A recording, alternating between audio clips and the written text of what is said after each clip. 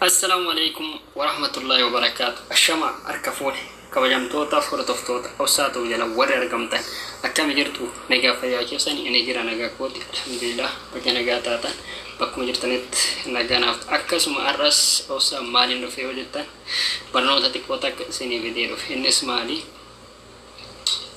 viidiyoo kanaa gadhumaatti daawwadha barnoota xiqqoo takka isinii fidee maaliif viidiyoolee garaagaraa akkasuma viidiyoo bareeda TikTok irra akkasumas Facebook irraas fakkeenyaaf viidiyoo bareeda isinitti kabareedu ka jaalalaa ta'inna akkasuma immoo tokko kadhannaa akkasuma immoo ka du'aayii ta'inna akkasuma nashiidaa garaagaraa ta'inna wantoota fedhayyuu haa ta'u viidiyoo bareeda buufachuudhaaf akkasuma daawuloot godhachuudhaaf haala salphaa ta'een isin agarsiisa. TikTok irratti namoonni gariin viidiyoo fi akka namni buufanneef ni hidhan sirriidha beekamaadha kun akkasuma ammas loogoon isaa kun kan TikTok jedhu barreeffamni TikTok jedhu fuula iskiriinii viidiyootii fi akkasuma duuba iskiriinii duuba viidiyootii fi durattis iskiriinii qabatee dhufa isaa san viidiyoo qulqulluu akkuma abbaan maxxansaatti qulqulluu isaa akka itti buufattan isin agarsiisa nafaan waa viidiyoo kan like share subscribe gochuun irraa fatina kena anak kota kodit video mali jalada video nasida gara-gara raya bamancaha kasum ustad toko video barno terargat kasum karakter iratti enof bufada jechuudha TikTok irratti orge kasum namoni tokko TikTok irra yeroo buufatan fakkeenyaaf video tokko argaatanii jira jechuudha YouTube irratti ijoolleen hedduun ni maxxansanii logo qaba akkasuma TikTok irrattis yeroo maxxansan video namaa gadi buusanii edit yoo godhan logo turre jira jechuudha logo sana akkamitti akka irraa balleessitanii qulqulluutti buufattan isin agarsiisa video kana gadhumaatti daawwadhaa isin jechuun bara egaa ka yeroo gara barumsatti deebinu video TikTok irraa video kan logo qabne akkasuma video qulqullu akkamitti akka buufachuu dandeen waliin ilaalla as TikTok keessan keessanii galtu waggoota akka TikTok keessan fakkeenyaaf amma viidiyoo ustaad ibsaa kana buufachuu yogguun barbaade mallattoo sheerii kana ni agartan jedhee yaada waggoota akka sheerii kana ni tuqxanii copy link bakka jedhu kan waggoota akka gadi tuqxan copy link kana waggoota akka akkana gadi tuqxanii copy link godhatan jechuudha erga copy link godhatan booda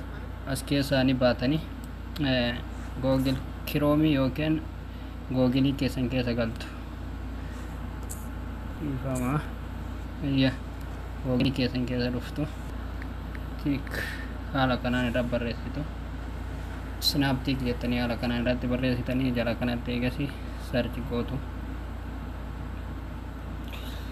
obsaan eeggattu haaluma kanaan linkii san fuudhee asitti isinii fida waggoota akka ammas linkii kanarratti waggoota akka gadi dhooftu haala kanaan isinii fida ogummaa haala kanaan isinii fide bakka paste jettu tana waggoota akkaaf irratti paste gootu haala kanaan isinii fida linkii sanii daawuloot isa jedhu kana waggoota akka gadi dhooftu obsaan eeggadhaa haaluma kanaan akkuma argaa jirtan kinoo viidiyoon sun isa kana daawuloot godhe jedha irratti gadi tuqa daqiiqaa muraasa keessatti ilaala akkuma argaa jirtan viidiyoon kun bu'eetiin jira sekoondii isinitti fudhatu yoosuu isinii bu'a ammaa gadi bu'aa obsaan eeggadha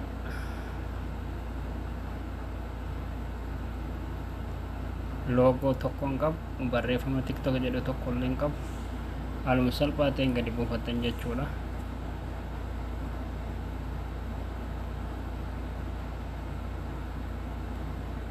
akkuma argaa jirtan bu'aa jira kina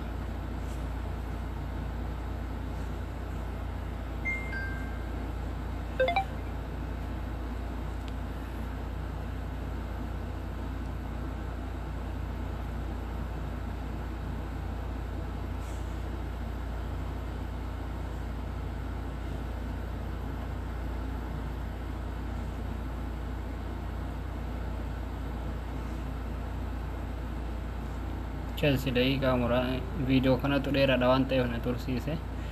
akkas haala saniin isinii bu'aa obsanii eegaabuuf qophiirra jira waan ta'eef.